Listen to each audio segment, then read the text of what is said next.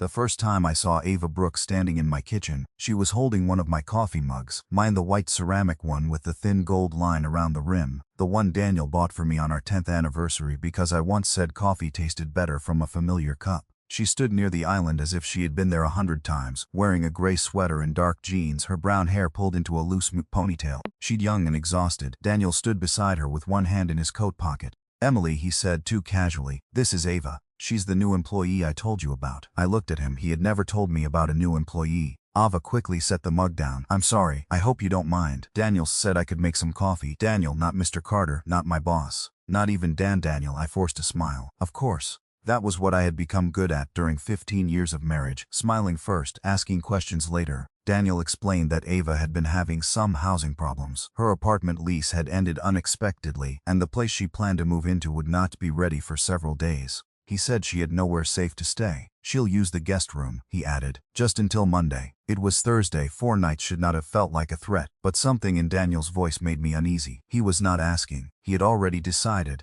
I looked at Ava again. She lowered her eyes and wrapped both hands around the mug. "I really don't want to cause trouble," she said. "I can find a hotel." "No," Daniel replied immediately. "You're staying here." For a moment nobody spoke, then I heard myself say, "The guest room is clean." Ava thanked me softly. Daniel smiled with visible relief, and that bothered me more than it should have. During dinner, I watched them carefully. Daniel asked Ava whether she had eaten enough. He reminded her to take the medication in her bag. When she reached for the water pitcher, he moved it closer before she asked. Small gestures. Ordinary gestures, but they carried the ease of habit. I tried to tell myself that Daniel had always been protective. He checked on elderly neighbors during storms. He stopped for stranded drivers. He once drove 3 hours to help an employee whose car had broken down. That was who he was. Still, when Ava laughed at something he said, I noticed he knew exactly how to make her smile. And when I asked how long they had worked together, Ava looked at Daniel before answering. "Not very long," she said. Daniel changed the subject. Later, I showed Ava the guest room, fresh sheets and extra towels. She stood in the doorway and stared at the room as if it meant more to her than a temporary place to sleep. "This is beautiful," she whispered. "It's just a room,"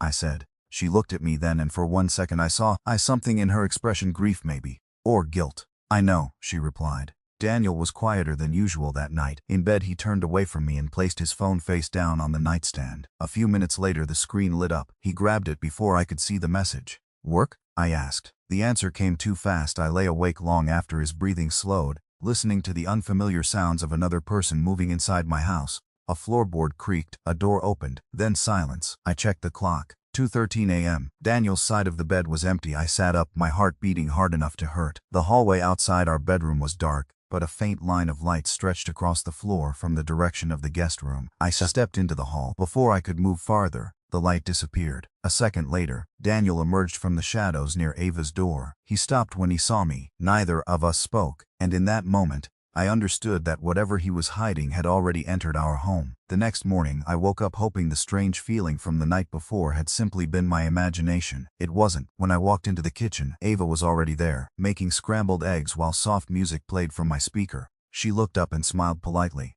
"Good morning." "Morning," I replied. Before I could ask how she had connected to the speaker, she turned the volume down. "I hope you don't mind. Daniel told me you like quiet music in the morning." I froze for a second. That wasn't something people usually noticed Daniel had. He had remembered. I forced another smile and poured myself a cup of coffee. A few minutes later, Daniel walked downstairs, kissed me on the forehead, then immediately asked Ava if she had slept well. She nodded. "I haven't slept that peacefully in months." He smiled. "I'm glad." The conversation lasted only a few seconds, but I couldn't ignore how natural it sounded, as if they had already shared many mornings together. The rest of the day should have been ordinary. I taught my classes, graded papers during lunch, and drove home just before 5. When I stepped inside, I found Ava organizing the pantry. "I thought I'd help," she said. "You don't have to." "I know, I wanted to." She had arranged everything exactly the way I liked it. The cereal boxes were in alphabetical order. The pasta was grouped by size. Even the spices were placed with the labels facing forward. "How did you know where everything belongs?" I asked. She hesitated. "I guessed." It didn't feel like a guess. That evening, Daniel received another phone call during dinner. He looked at the screen, immediately stood up, and walked outside to answer it. When he came back, I asked, "Everything okay?"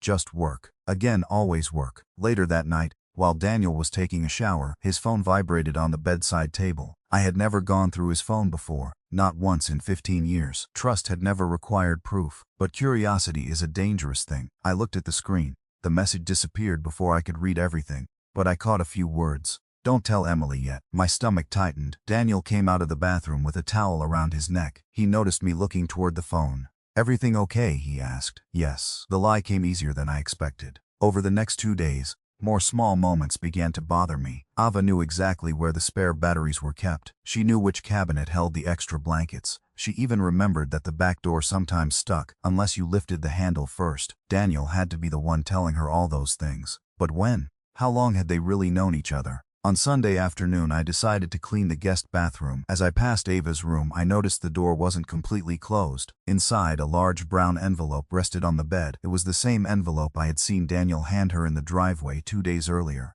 I wasn't trying to snoop, at least, that's what I kept telling myself. Just then, I heard footsteps downstairs. Daniel's voice, Ava's voice. I gently pushed the door open another inch. The envelope had already been opened. Inside were dozens of official-looking documents. Before I could read a single page, I noticed one name printed across the top. Asked James Miller, attorney at law. The same lawyer I had seen Daniel visiting. Suddenly, every uneasy feeling I'd tried to ignore came rushing back. Whatever Daniel was hiding, it was much bigger than I had imagined. Daniel left for work earlier than usual on Monday morning. He barely touched his breakfast. I might be home late, he said as he grabbed his car keys. Another busy day? I asked. He nodded without meeting my eyes. Something like that. The front door closed behind him, leaving the house strangely quiet. Ava was sitting at the kitchen table with a cup of tea, staring out the window. She looked tired. There were dark circles beneath her eyes that makeup couldn't hide. I hope I'm not making things difficult for you, she said softly. I hesitated. Part of me wanted to ask 100 questions. Another part wanted to pretend everything was normal. You've only been here a few days, I answered.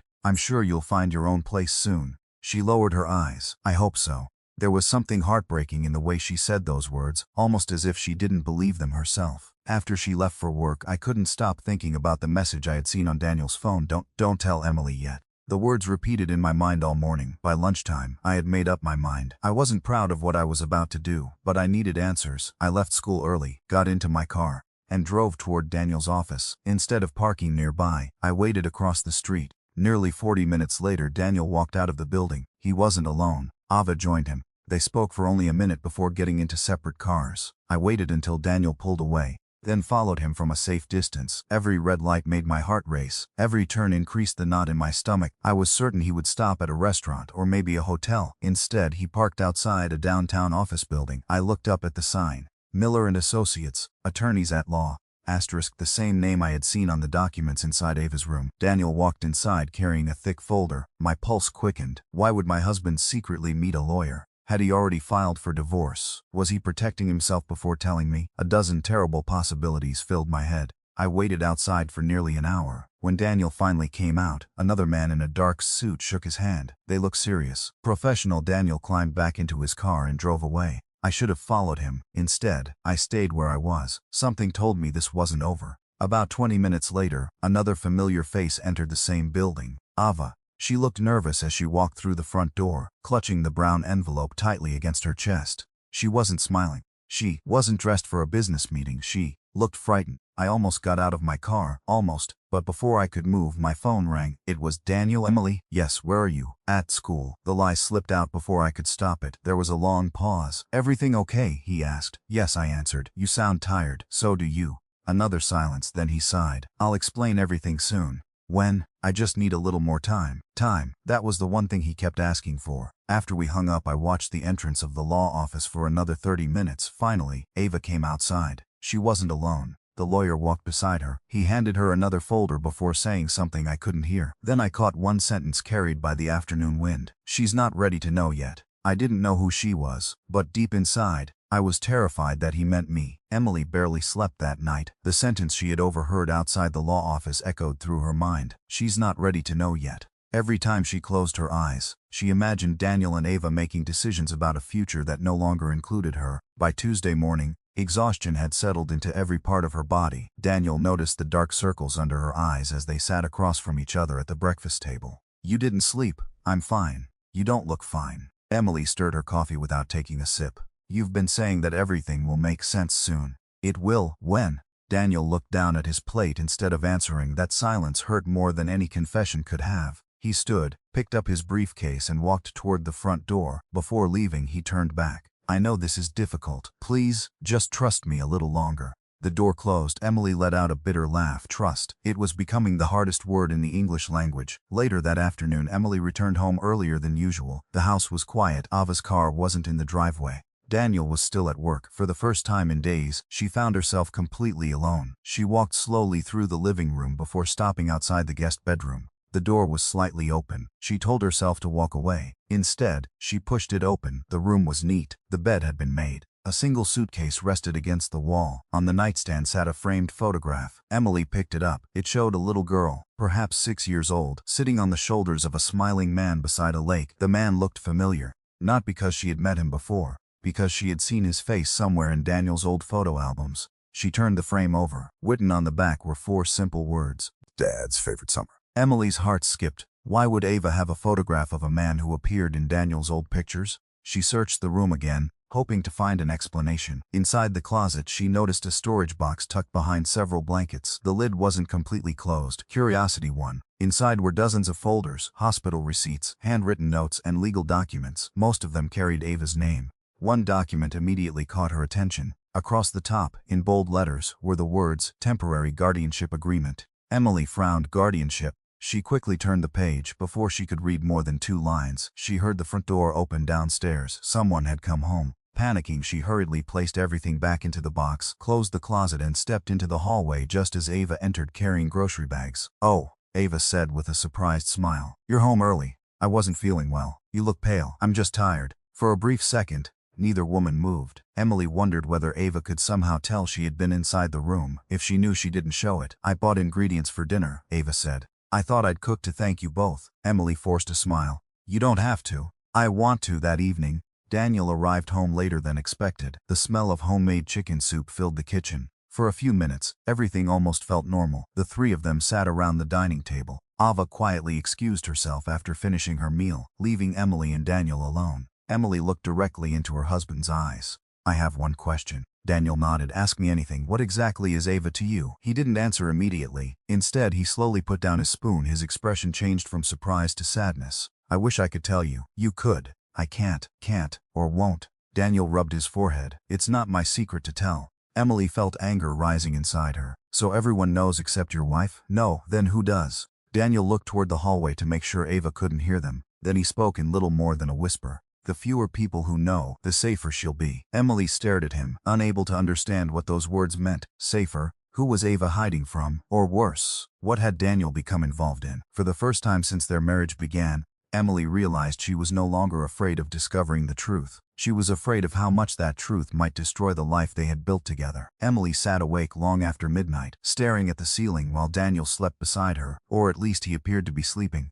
His breathing was steady, but every now and then he shifted slightly, as though carrying a burden too heavy to put down. Emily wanted to wake him. She wanted to demand every answer he had refused to give. Instead, she quietly climbed out of bed and walked downstairs. The house was silent. She stood by the living room window, watching rain fall across the empty street. Just a few months earlier, this house had been the safest place she knew. Now it felt full of locked doors. The next morning, Emily made a decision. If Daniel wouldn't tell her the truth, she would find it herself. After work, she drove to the office of Miller & Associates. She had rehearsed what she wanted to say the entire drive. When the receptionist greeted her, Emily smiled politely. "I'd like to speak with Mr. James Miller. Do you have an appointment?" "No. I'm sorry, Mr. Miller is with a client." Emily thanked her and turned to leave. As she reached the front door, she heard someone behind her.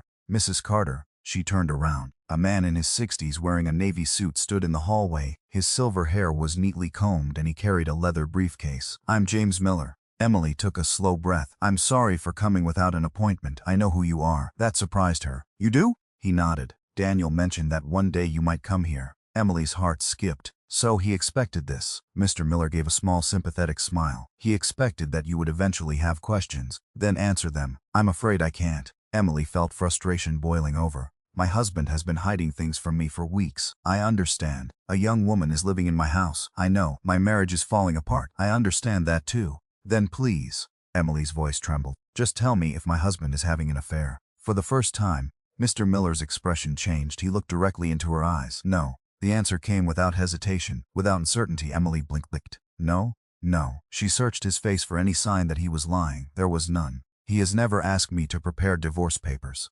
Emily's shoulders relaxed for the first time in days, then another question immediately replaced the first. If it isn't an affair, Mr. Miller slowly shook his head. I've already said more than I should. Emily closed her eyes for a moment. Please. I can't reveal information that doesn't belong to me. She nodded, disappointed as she turned toward the exit again. Mr. Miller spoke quietly. There is one thing I can tell you. Emily stopped. Your husband is trying to protect someone.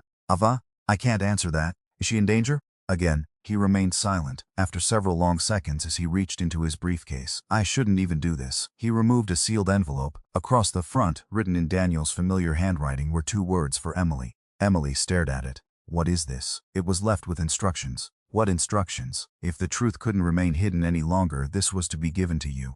Emily reached for the envelope with trembling hands. It felt heavier than paper should, almost as though it carried years of untold stories. Can I open it now? Mr. Miller nodded. You may. Her fingers slipped beneath the seal. For a moment she hesitated. Once she opened it, there would be no going back. She unfolded the first page. The letter wasn't written by Daniel. The signature at the bottom belonged to someone she had never met. Thomas Brooks. Asterisk above the signature was a single sentence that immediately stole the air from her lungs. If you're reading this, it means I am no longer alive, and Daniel has kept the promise he made to me 23 years ago. Emily stood frozen in the hallway outside Mr. Miller's office, unable to take her eyes off the letter. The words blurred together as tears filled her eyes. If you're reading this, it means I am no longer alive, and Daniel has kept the promise he made to me 23 years ago. She looked up at Mr. Miller. I don't understand. You will, he replied gently. Keep reading. Emily took a deep breath and continued. Thomas Brooks described meeting Daniel during their first year as volunteer firefighters. They had become inseparable friends, working countless emergency calls together and trusting each other with their lives. Then came the accident. A warehouse fire had collapsed without warning. Daniel had been trapped beneath a steel beam while flames spread around him. Thomas had gone back inside after everyone else was ordered to evacuate. He managed to pull Daniel to safety, but he never made it back out without severe injuries. Although Thomas survived that day, his lungs were permanently damaged. According to the letter, he spent the next several years battling chronic illness before doctors finally told him there was nothing more they could do. Emily felt her hands begin to shake. She turned the page. When my daughter Ava was born, I asked Daniel to be her godfather. I trusted him more than anyone else in this world. Another paragraph followed. If anything ever happens to me and my wife, promise me Ava will never face the world alone. Emily covered her mouth. She remembered the photograph she had found in Ava's room, the smiling man carrying a little girl on his shoulders. Thomas Brooks. Everything was beginning to fit together. Almost. She continued reading. Thomas explained that after his wife became seriously ill years later, Daniel quietly began helping the family. He paid medical bills they could no longer afford. He visited whenever he could. He never accepted thanks. He always treated Ava like family. Emily lowered the letter. If this is true, she whispered, why didn't Daniel tell me? Mr. Miller folded his hands on the desks. Because that wasn't the end of the story. Emily looked at him. 2 months ago, he continued, Ava's mother passed away after a long battle with cancer. Emily closed her eyes. So Ava really has no one, no close relatives who were able to care for her. And Daniel, he honored a promise he made over 2 decades ago. Emily stared down at the letter again. Every suspicion she had built over the past week suddenly felt fragile. But why keep it secret? Mr. Miller sighed. That decision wasn't Daniel's alone. What do you mean? It was Ava. Emily frowned. She didn't want anyone to know. She was embarrassed. Mr. Miller explained that Ava had refused Daniel's help for weeks after her mother's funeral. She had tried sleeping in her car, then in cheap motels. She worked overtime while finishing graduate school, convinced she could survive on her own. Eventually, Daniel persuaded her to stay in the guest room temporarily, only until the legal paperwork concerning Thomas's estate and guardianship responsibilities was completed.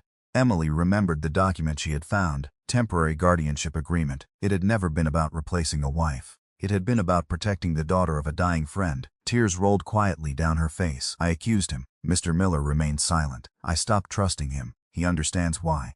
Emily shook her head. No, he shouldn't have had to. She looked once more at Thomas's final words. If Emily is reading this, please don't be angry with Daniel. Every secret he kept was to protect my daughter, not to hurt his wife. I only hope one day you can forgive both of us. Emily carefully folded the letter and slipped it back into the envelope. Her chest felt painfully heavy. Not because she had discovered betrayal, because she had discovered sacrifice. As she stood to leave, Mr. Miller walked her to the door. There is one more thing. Emily turned. Dad left Ava something else. What is it? Mr. Miller smiled softly. A letter addressed to you. Emily stared at him in complete surprise. To me? He wrote it 23 years ago. Her heartbeat quickened once again. She had come searching for the truth instead. She was about to discover that Thomas Brooks had somehow known her long before they had ever met. Emily sat in her car outside the law office for nearly 20 minutes before she could bring herself to drive home. Thomas Brooks had written a letter to her 23 years ago. It made no sense. How could a man she had never met have known enough about her to leave behind a message with her name on it? She gripped the steering wheel, trying to steady her breathing. Finally, she started the engine and headed home. The house looked exactly the same as it always had. The white porch, the flower beds she had planted every spring, the porch swing Daniel had built with his own hands. Yet somehow, everything felt different. For the first time in days, she wasn't looking at the house through the eyes of a suspicious wife. She was looking at it through the eyes of someone who had misunderstood the people she loved. Daniel's truck was already in the driveway.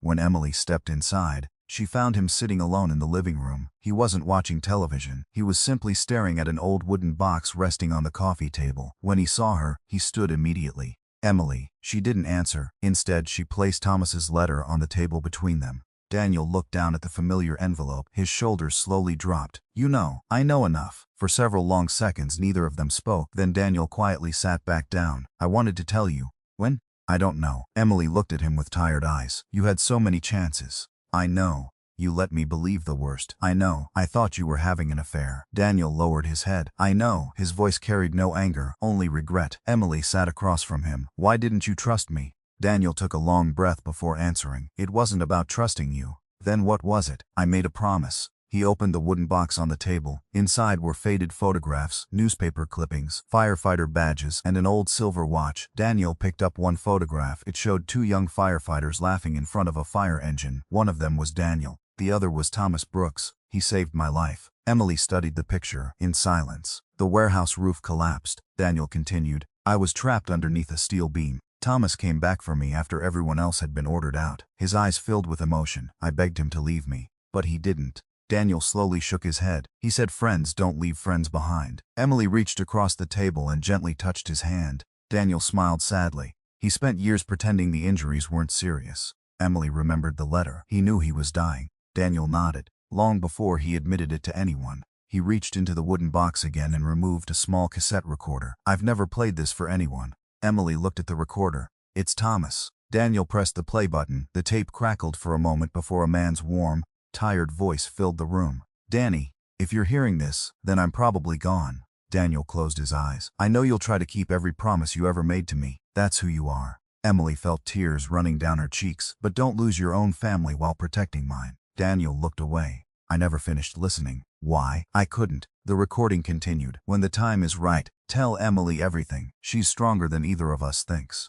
Silence filled the room after the tape stopped. Neither of them spoke for nearly a minute. Finally, Emily whispered, "He wanted me to know." Daniel nodded slowly. "I was afraid of what?" "That, if I told you too soon, I'd be breaking Ava's trust. And if you waited, I was breaking yours." Emily understood then. There had never been a perfect choice. Daniel had simply chosen the one he believed would hurt the fewest people. She moved beside him on the couch and rested her head against his shoulder. "I'm sorry." Daniel wrapped an arm around her. "So am I." For the first time in over a week, neither of them needed to explain anything. They simply sat together in silence. Then Emily looked up. "There's one thing I still don't understand." Daniel frowned. "What?" "Mr. Miller said Thomas left another letter." Daniel's expression changed instantly. "A letter for you." Emily nodded. "Have you read it?" Daniel slowly shook his head. "No." "Why not?" "'Cause it wasn't meant for me." Emily stared at the unopened envelope resting inside the wooden box. Her name was written across the front in faded blue ink. Whatever Thomas had wanted to tell her, he had written it more than 2 decades before she ever became Daniel's wife. Emily held the unopened envelope in both hands as though it were something fragile enough to fall apart with a single touch. The paper had yellowed with age, the ink had faded slightly, but her name was still clearly written across the front. For Emily, she looked at Daniel. "You really never opened it?"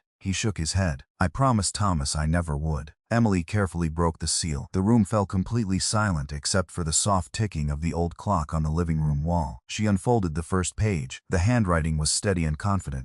"Dear Emily, we have never met, and perhaps we never will. If you're reading this, life has unfolded in a way I once feared but hoped would never happen." Emily stopped. Her eyes widened. She continued reading. "You may be wondering how I knew your name. The truth is, I didn't." She looked at Daniel in confusion. Daniel smiled faintly. "Keep reading." If Daniel ever found the woman I always believed he deserved, I knew he would write her name on this envelope himself. If he did, then you must be that woman." Emily's eyes filled with tears. She remembered Daniel's neat handwriting on the front of the envelope. Thomas hadn't known her name. Daniel had added it years later. She smiled through her tears and continued, "Daniel has always carried the weight of other people's pain. He will help strangers before he helps himself. He will keep promises even when those promises cost him sleep, happiness, and sometimes the trust of the people he loves." Emily glanced toward her husband. Every word felt painfully true. "If one day he makes a decision that you don't understand, please don't judge him too quickly. Ask him why. He has never been good at explaining his heart." Emily let out a quiet laugh. "That sounds exactly like you." Daniel rubbed the back of his neck. "I guess Thomas knew me better than anyone." The letter continued, "If Ava ever needs Daniel, please don't see her as a threat. She is only a little girl who may one day lose everything." Emily closed her eyes. Thomas had written those words when Ava was still a child. He had somehow imagined the future with heartbreaking accuracy. She turned the final page. "Families are not only built by blood. Sometimes they are built by promises that good people refuse to break. Asterisk, if you choose to stand beside Daniel after learning the truth, then thank you. You will be giving my daughter something I can never give her again. A family." The letter ended with only 3 words. "Take care, Thomas Brooks." Emily lowered the pages onto her lap. Neither she nor Daniel spoke. There was nothing left to explain. A few minutes later, footsteps echoed from the hallway. Ava had returned home from work. She stopped when she saw the open letter on the coffee table. Her face immediately turned pale. "You know," Emily stood. Ava looked from Emily to Daniel before lowering her eyes. "I'm sorry," she whispered. "I never wanted to come between you." "You didn't," Emily answered softly. "I tried to leave 3 different times. I know, I told Daniel I could sleep in my car." Emily felt her heart ache. No one should have to do that. Tears rolled down Ava's cheeks. "I never wanted you to think I was trying to replace you." Without saying another word, Emily walked across the room and gently wrapped her arms around the young woman. For a moment, Ava remained completely still. Then she broke down, sobbing against Emily's shoulder like a frightened child who had been carrying too much pain for far too long. Daniel quietly turned away, giving them privacy. When Ava finally looked up, Emily smiled through her own tears. "You don't need to thank us." Ava frowned. "What do you mean?" Emily squeezed her hand. "This was never just Daniel's promise." She looked toward her husband before returning her gaze to Ava. "From today forward, it's ours." For the first time since arriving at the Carter home, Ava smiled without fear, and for the first time in many years, the empty guest room no longer felt like a place for strangers. It felt like the beginning of a family that none of them had ever expected to find. 3 months passed more quickly than any of them expected. Life inside the Carter home slowly found a new rhythm. The tension that had once filled every room was replaced by ordinary moments that felt unexpectedly precious. On Saturday mornings,